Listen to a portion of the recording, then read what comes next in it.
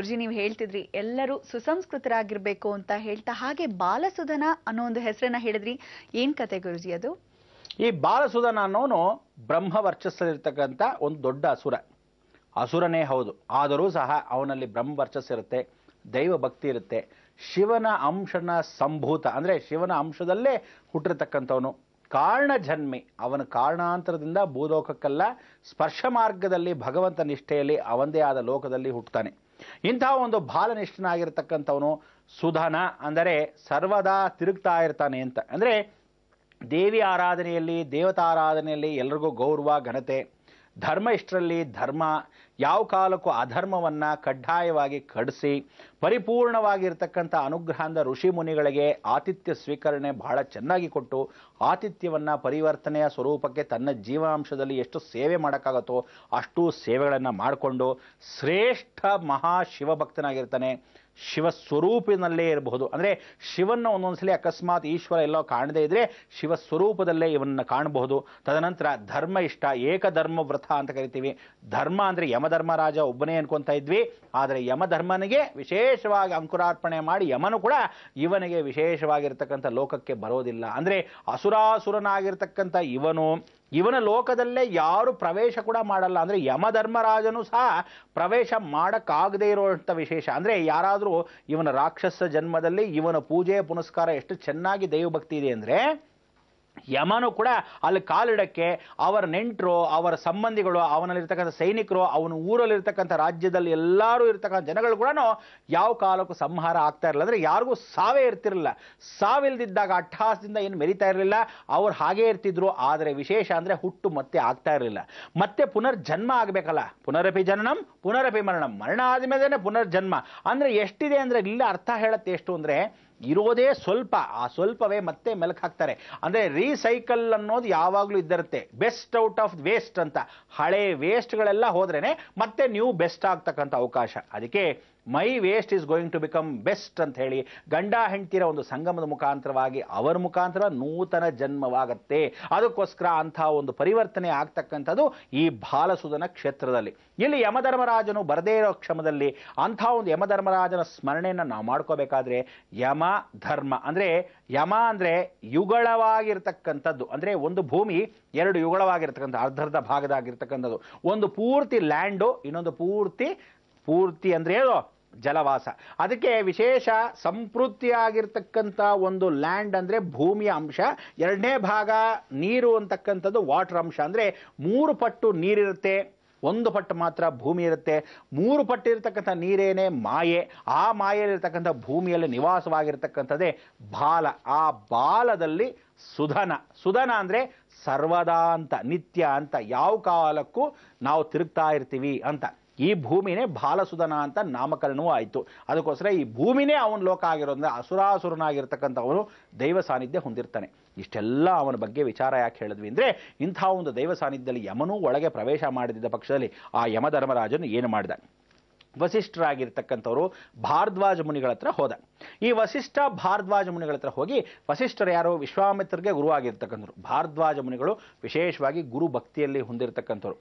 ಭರದ್ವಾಜ ಋಷಿ, ಅದಕ್ಕೆ ಭಾರದ್ವಾಜ ಋಷಿ ಎಲ್ಲಿರ್ತಾರೆ, ಧನುರ್ರಾಶಿಯಲ್ಲೇ ಕೂತಿರ್ತಕ್ಕಂಥ ಗುರು ಆಗ್ತಾರೆ. ಅದಕ್ಕೆ ಸರ್ವದಾ ನಿತ್ಯ ಗುರು ಅಂದರೆ ಧನುರ್ರಾಶಿ, ಬರೆದಿಟ್ಕೊಂಬಿಡಿ. ಅಂಥ ನಿತ್ಯ ಗುರು ಆಗಿರ್ತಕ್ಕಂಥ ಧನುರ್ರಾಶಿಯಲ್ಲಿ 3 ನಕ್ಷತ್ರಗಳು.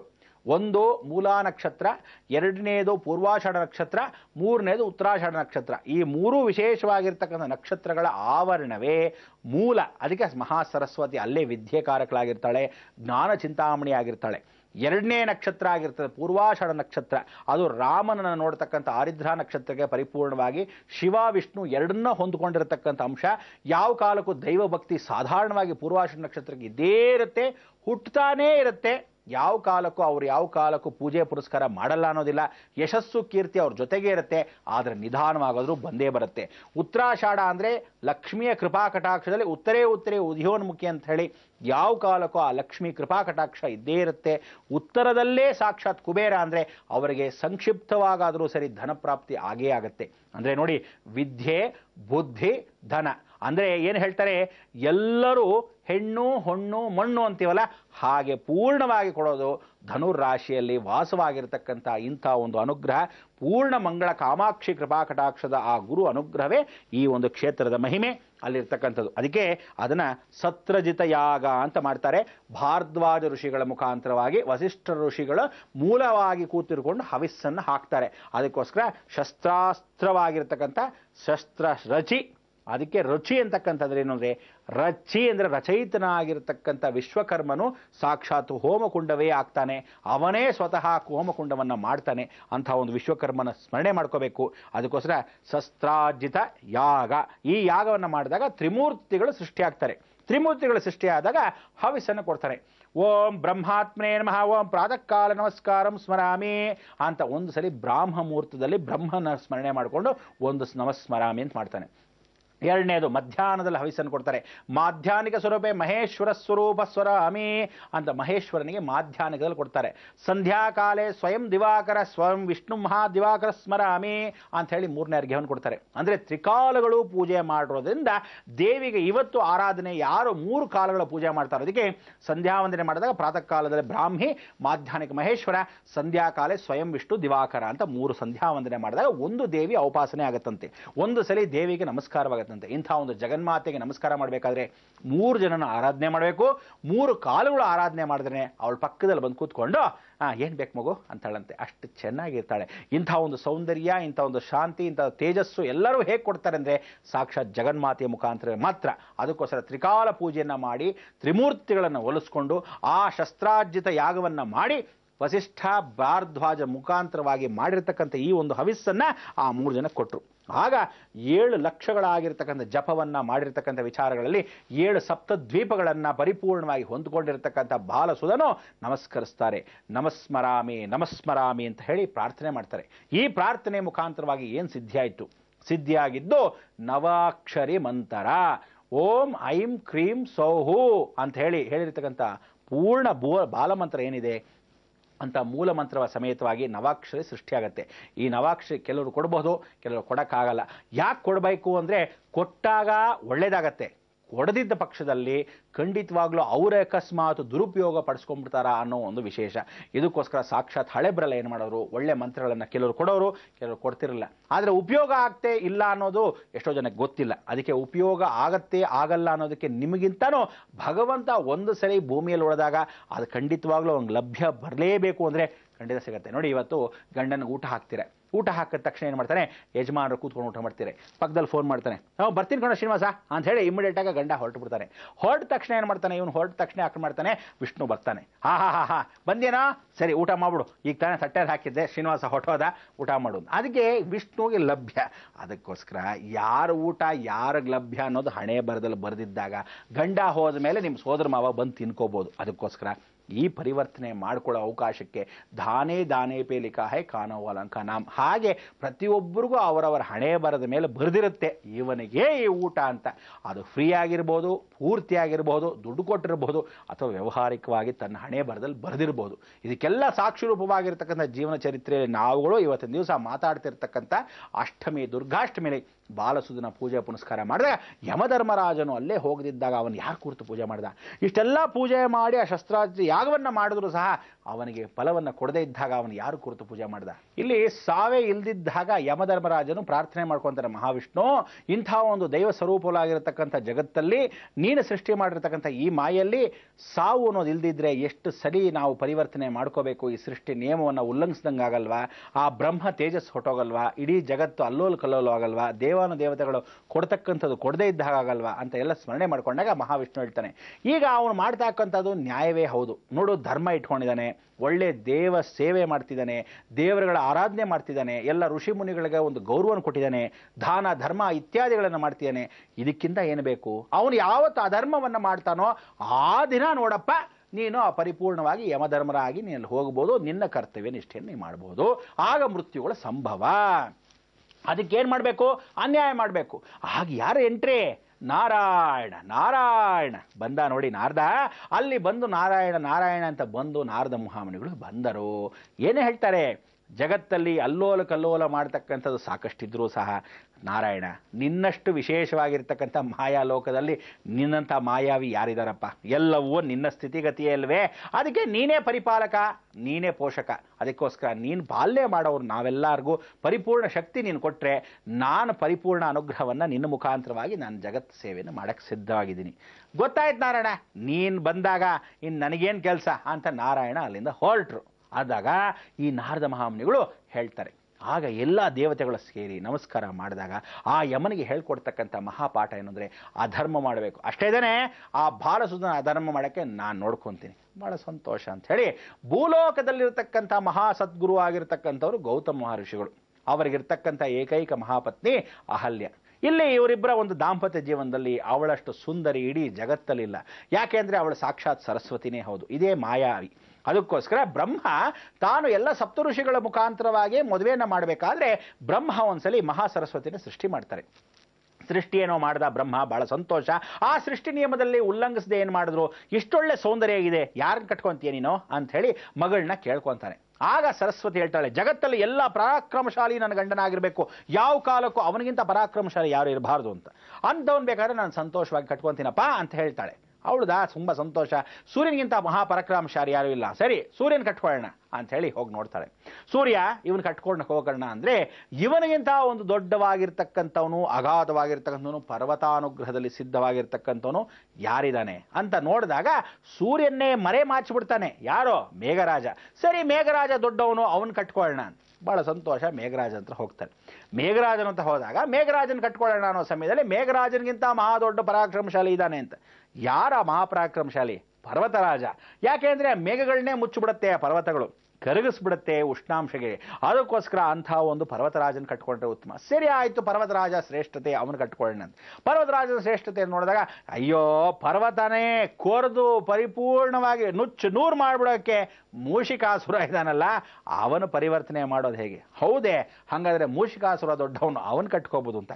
ಚೇಚೆ, ನಾನು ಇಲಿಗಿಲಿನೆಲ್ಲ ಕಟ್ಕೊಳ್ಳೋಕ್ಕಾಗಲ್ಲ ಅಂತ. ಇಲಿನ ಸೃಷ್ಟಿ ಮಾಡಿರೋರು, ಇಲಿಗೆ ಜೀವ ಕೊಟ್ಟಿರೋ ಯಾರೋ? ಮಹರ್ಷಿಗಳು. ಅದಕ್ಕೆ ತಪಸ್ವಿ ಆಗಿರ್ತಕ್ಕಂಥವ್ರು ಇಲಿಗಳು ಮಾತಾಡೋಕ್ಕಾಗಲಿ, ಪ್ರಾಣಿ ಪಕ್ಷಿಗಳಿಗೆ ಜೀವರಾಶಿಗಳಿಗೆ ಕಾಪಾಡೋದಾಗಲಿ ಎಲ್ಲವನ್ನೂ ಮಾಡಿರೋದು ಗೌತಮ ಮಹರ್ಷಿಗಳು. ಅಂಥ ಒಂದು ಗೌತಮ ಮಹರ್ಷಿಗಳು ಭೂಲೋಕದಲ್ಲೇ ವಾಸವಾಗಿರೋದ್ರಿಂದ ಇವರೇ ಆ ಇಲಿಗಾಗಲಿ, ಪರ್ವತರಾಜನಿಗಾಗಲಿ, ಮೇಘರಾಜನಿಗಾಗಲಿ, ಸೂರ್ಯನಿಗಾಗಲಿ ಹವಿಸನ್ನು ಕೊಟ್ಟು ಆ ಭೂಲೋಕವನ್ನು ಖಂಡಿತವಾಗೂ ಕಾಪಾಡಿರತಕ್ಕಂಥ ಗೌತಮ ಋಷಿಗಳಿಗೆ ಹೆಂಡತಿ ಆಗೋದು ತಪ್ಪೇನಿಲ್ಲ ಅಂತ ಹೇಳಿ ಚತುರ್ಥ ಬ್ರಹ್ಮ ಸ್ವರೂಪ. ಅದಕ್ಕೆ ಬ್ರಹ್ಮನಿಗೆ 4 ಮುಖಗಳು, 4 ಪ್ರಶ್ನೆಗಳು ಕೇಳಿದ್ದಕ್ಕೆ 4 ಜನದಲ್ಲಿ ಗೌತಮ ಮಹರ್ಷಿಗಳನ್ನು ಸ್ಮರಣೆ ಮಾಡಿಕೊಂಡ್ರು. ಆಗ ಗೌತಮ ಮಹರ್ಷಿಗಳಿಗೆ ಇವಳ ಸರಸ್ವತಿ, ಇವಳಂತ ಸೌಂದರ್ಯವತಿ ಇನ್ಯಾರೂ ಇಲ್ಲ ಜಗತ್ತಲ್ಲಿ, ಇವಳು ನನ್ನ ಮಗಳಾಗಿರೋದ್ರಿಂದ ನಿನಗೆ ಮದುವೆ ಕೊಟ್ಟು ಮದುವೆ ಮಾಡ್ತೀನಿ ಅಂತ ಹೇಳಿ ಸರಸ್ವತಿನ ಮದುವೆ ಮಾಡೋಕ್ಕೆ ಒಂದು ರೂಪವನ್ನು ತಗೊಂಡು ಅಹಲ್ಯ ಅಂತ ನಾಮಕರಣ ಮಾಡಿ ಅವಳಿಗೆ ಕೊಡ್ತಾರೆ. ಗೌತಮ ಮಹರ್ಷಿಗಳು ಅಹಲ್ಯ ಜೊತೆ ಪರಿಪೂರ್ಣವಾಗಿ ಸಂಸಾರ ಜೀವನ ಬಹಳ ಚೆನ್ನಾಗಿ ನಡೆಸ್ತಾ ಇರ್ತಾರೆ. ಇವರಷ್ಟು ವಿಶೇಷವಾಗಿರ್ತಕ್ಕಂಥ ದಾಂಪತ್ಯ ಜೀವನ ಜಗತ್ತಲ್ಲಿರಲ್ಲ. ಇಂಥ ಒಂದು ಸೌಂದರ್ಯವಾಗಿರ್ತಕ್ಕಂಥ ಹುಡುಗಿ ಇಲ್ಲ ಅಂಥೇಳಿ ನಾರದ ಮುನಿಗಳು ಅಲ್ಲಿಂದ ಹೊರಟರು. ಏನು ಮಾಡೋಕ್ಕೆ ಇಟ್ಟರು ನೋಡಿ, ಎಲ್ಲೋ ಒಂದು ಸ್ವಲ್ಪ ಕಿಚ್ಚನ್ನ ಎತ್ಕೊಂಡು ಹೋದರು. ಎಲ್ಲಿಗೆ? ಸಾಕ್ಷಾತ್ ಇಂದ್ರಲೋಕಕ್ಕೆ. ಇಂದ್ರ ದೇವೇಂದ್ರ ನಮಸ್ಕಾರ, ಚೆನ್ನಾಗಿದ್ದೀನಪ್ಪ ಅಂತ ಹೇಳಿ ಹೋದಾಗ ಆಹಾ ನಾರದ ಮಹಾಮುನಿಗಳು, ಬನ್ನಿ ಬನ್ನಿ ದೇವಋಷಿಗಳೇ ಬನ್ನಿ ಕೂತ್ಕೊಳ್ಳಿ ಅಂಥೇಳಿ ಒಂದು ಪೀಠವನ್ನು ಹಾಕಿ ಅವರಿಗೆ ಸಂತೋಷಪಟ್ಟು ಆ ಹೂಗಳನ್ನು ಚೆಲ್ಲಿ ನಮಸ್ಕಾರ ಮಾಡಿ ಸಾಷ್ಟಾಂಗ ನಮಸ್ಕಾರದಲ್ಲಿ ಏನನ್ನು ತಿಳಿಸಿದ್ರು. ಅಂಥ ಒಂದು ದೇವೇಂದ್ರನು ಕೇಳಿರ್ತಕ್ಕಂಥ ವಿಚಾರ, ದೇವೇಂದ್ರ ಸ್ವಲ್ಪ ಏಕಾಂತ, ಎಲ್ಲರನ್ನು ಸ್ವಲ್ಪ ಆ ಕಡೆ ಈ ಕಡೆ ಕಳಿಸು ಅಂತಾನೆ. ಯಾರಲ್ಲಿ? ಏಕಾಂತ ಅಂದ್ಬಿಡ್ತಾರೆ. ಏನು ನಾರದ ಮುನಿಗಳೇ, ನನಗೊಂದು ವಿಶೇಷವಾಗಿ ತಂದಿದ್ದೀರಾ ಅಂತ. ಭೂಲೋಕದಲ್ಲಿ ಇವಳಷ್ಟು ಸುಂದರ ಇನ್ಯಾರೂ ಇಲ್ಲ, ನೀನೇನು ಈ ರಂಬೆ, ಊರ್ವಶಿ, ಮೇನಕೆ, ತ್ರಿಲೋತ್ತಮೆ ಛೆ ಎಲ್ಲ ಹಳೆ ಬರಾಗ್ಬಿಟ್ಟಿದ್ದಾರೆ ಅಂತ. ಇದೇನು ನಾರದ ಮುನಿಗಳೇ, ಹೌದೇ ಇಷ್ಟೊಂದು ಸುಂದರವಾಗಿರ್ತಕ್ಕಂಥವಳು ಭೂಲೋಕದಲ್ಲಿದ್ದಾಳೆ? ನಾನು ನನಗಿಂತಾನೂ ಒಂದು ಪಟ್ಟದ ರಾಣಿ ಕೂತ್ಕೊಳ್ಳೋಕ್ಕೆ ಸುರುಚಿಗಿಂತ ಸುಂದರವಾಗ? ಹೌದು, ನಿನ್ನ ಪಟ್ಟದ ರಾಣಿ ಸುರುಚಿಗಿಂತ ಸುಂದರವಾಗಿರ್ತಕ್ಕಂಥವಳು, ದೇವರ ಇಂದ್ರನ ಸ್ವರೂಪಕ್ಕೆ ಆ ಸಭೆಗೆ ಗೌರವ ಅಂತ ಕೊಡ್ತಕ್ಕಂಥವಳು. ಇವಳಷ್ಟು ಸುಂದರ ಇನ್ಯಾರೂ ಇಲ್ಲ. ಪಾಪ ಯಾರೋ ಬಡಪಾಯಿ ಆಗಿರ್ತಕ್ಕಂಥ ಬಡ ಒಡಕಲಾಗಿರ್ತಕ್ಕಂಥವಳ ಹೆಂಡತಿಯಾಗಿದ್ದಾಳೆ. ಹೌದೇ, ನಡೀರಿ ನೋಡೋಣ. ಏಕಾಂತ ಏಕಾಂತ ಸದ್ಯದಲ್ಲಿ ಸುಮ್ಮನಿರು, ನಾನಿಲ್ಲದಿದ್ದಾಗ ನೀನು ಹೋಗಬೇಕು, ಹೋಗಿ ಅಲ್ಲಿ ನೋಡಿ ಬಾ ಅಂತಾರೆ. ಬಹಳ ಸಂತೋಷ, ಹೋಗ್ತಾರೆ. ಅಲ್ಲಿಂದ ಗೌತಮ ಋಷಿಗಳ ಆಶ್ರಮಕ್ಕೆ ಪ್ರವೇಶ. ಇಂದ್ರನು ಬಂದು ನೋಡ್ತಾನೆ, ಗೌತಮ ಋಷಿಗಳು ತಪಸ್ಸು ಮಾಡ್ತಾ ಇದ್ದಾರೆ. ಇವಳು ಎಲ್ಲ ಸಹಕರಣೆ ಎಲ್ಲ ಮಾಡ್ಕೊಡ್ತಾಳೆ. ಅಲ್ಲೆಲ್ಲ ಸೌಹಾರ್ದವನ್ನೇ ನೋಡ್ತಾ ಇದ್ದಾಳೆ. ಸಂತೋಷ, ಜಿಂಕೆಗೆ ಊಟಗಳು ಹಾಕಿದ್ರು, ಹಸುಗೆ ಊಟಗಳು ಹಾಕಿದ್ಲು, ಪ್ರಾಣಿ ಪಕ್ಷಿ ಜೀವರಾಶಿಗಳು ಎಷ್ಟು ಚೆನ್ನಾಗಿ ಸಂತೋಷವಾಗಿತ್ತು ಅಂದರೆ ಒಂದಕ್ಕೊಂದು ಮಾತಾಡ್ತಿತ್ತು. ಸಣ್ಣ ಸಣ್ಣ ಮೂಷಿಕಾಸುರಗಳು ಕೂಡ ಮಾತಾಡ್ಕೊತಾ ಇತ್ತು. ಎಲ್ಲ ಪ್ರಾಣಿ ಪಕ್ಷಿಗಳು ಸಂತೋಷವಾಗಿರ್ತಕ್ಕಂಥ ಈ ಒಂದು ಆಶ್ರಮ ಭೂಲೋಕ ಸ್ವರ್ಗವಾಗಿತ್ತು. ಯಾಕೆಂದರೆ ಬಾಲಸುದನ ಒಂದು ಮಹಾಕ್ಷೇತ್ರ. ಅದಕ್ಕೋಸ್ಕರ ಅಸುರ ಆಗಿದ್ರೂ ಸಹ ಒಂದು ಕಿಂಚಿತ್ ಕೂಡ ಅವನು ಧರ್ಮವನ್ನು ಮಾಡ್ತಿದ್ನೇ ಹೊರತು ಆ ಧರ್ಮವನ್ನು ಮಾಡೋಕ್ಕೆ ಪ್ರಯತ್ನ ಕೂಡ ಪಟ್ಟಿರಲಿಲ್ಲ. ಅದಕ್ಕೆ ಅಷ್ಟು ಚೆನ್ನಾಗಿ ಸುಭಿಕ್ಷವಾಗಿತ್ತು ಈ ಲೋಕ. ಇಂಥ ಲೋಕದಲ್ಲಿ ಇವಳಿಷ್ಟು ಸುಂದರಿ ಇದ್ದಾಳಲ್ಲ ಅಂತ ನೋಡಿ ತಲೆ ಕೆಟ್ಟು, ಓಹೋ ಇವಳ ನನ್ನ ಪತ್ನಿ ಆಗಬೇಕಲ್ಲ, ನಾನು ಅವಳ ವಶಕರಣ ಮಾಡಿಕೊಳ್ಳೇಬೇಕಲ್ಲ ಅಂಥೇಳಿ ಅವನಲ್ಲಿ ಪರಿಪೂರ್ಣವಾಗಿ ಆಸೆಗಿಂತ ದುರಾಸೆ ಬರಕ್ಕೆ ಆಯಿತು. ಅಲ್ಲಿಂದ ಕಾಮ ಅಪೇಕ್ಷೆಗಳು ಹೆಚ್ಚಾಯಿತು. ಆಗ ಏನು ಮಾಡೋದು? ಈ ಕಡೆ ಆ ಕಡೆ ಓಡಾಡ್ತಾನೆ. ತಿರುಗಿ ಸ್ವರ್ಗಲೋಕಕ್ಕೆ ಹೋಗ್ಬಿಟ್ಟು ಚಿಂತಾಜನಕನಾಗಿ ಕೂತಿರ್ತಾನೆ. ನಾರದ ಮಹಾಮುನಿಗಳು ಬರ್ತಾರೆ. ಏನಪ್ಪ ನೋಡಿದ್ಯಾ, ಎಂಥ ಸಂದರ್ಭ, ಎಂಥ ಒಂದು ಸೌಂದರ್ಯ, ಇಂಥ ಒಂದು ಸೌಂದರ್ಯ ಜಗತ್ತಲ್ಲಿರುತ್ತಾ ಅಂದಾಗ ಇವನಿಗೆ ದುರಾಲೋಚನೆ ಹೆಚ್ಚಾದಾಗ ಪಕ್ಷದಲ್ಲಿ ಏನು ಮಾಡ್ತಾರೆ, ಗೌತಮ್ ಋಷಿಗಳು ಒಂದು ತಪಸ್ಸಿಗೆ ಹೋಗಬೇಕಾಗಿತ್ತೆ. ಅವರು ಕೈಲಾಸ ಮಾರ್ಗದ ಹತ್ತಿರಕ್ಕೆ ಹೋಗ್ತಾ ಇದ್ದಾಗ ತಪಸ್ಸಿಗೆ ಹಿಮಾಲಯದತ್ತ ಹೋಗ್ತಾರೆ. ಆಗ ಇವಳು ಏಕಾಂತದಲ್ಲಿರ್ತಾರೆ.